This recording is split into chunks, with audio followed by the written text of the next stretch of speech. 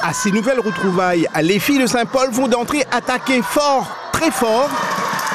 Elles sont tout simplement plus efficaces dans ce premier quart-temps.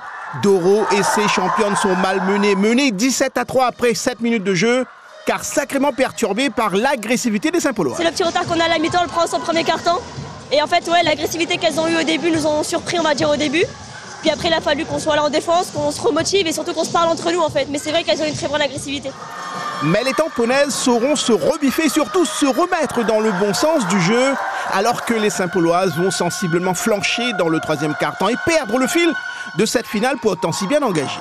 Le troisième quart-temps est compliqué. On a pas mal de fautes en plus à gérer, donc on est obligé de rentrer dans des rotations. Mais malgré tout, les filles qui sont sorties du banc, elles ont fait le job quand même. Donc on a laissé passer l'orage sans bien que mal. On s'est accroché comme on a pu, mais ouais, c'est compliqué. Mais malgré tout, je pense qu'on a montré un beau visage. Oui, Saint-Paul a encore tenu la dragée haute aux multiples championnes de la Réunion. Mais à la fin, c'est encore la Tamponnaise qui gagne 67-60, grâce notamment à ses joueuses d'expérience. Les capitaines ont fait le travail, aller les piquer dans l'orgueil, aller les chercher, aller les piquer.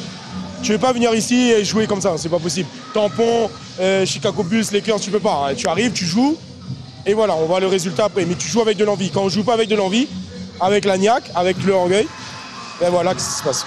Il faut savoir tenir une intensité d'une équipe comme ça sur les 40 minutes, comme toujours. Après, comme je t'ai dit la dernière fois, on gagne en maturité. Là, on s'est tellement donné en défense qu'on a beaucoup de filles qui sont sorties à 5 fautes aussi.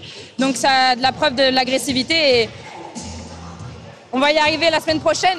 Saint-Paul veut encore y croire. La finale retour se jouera dimanche prochain sur le terrain de la Tamponnaise.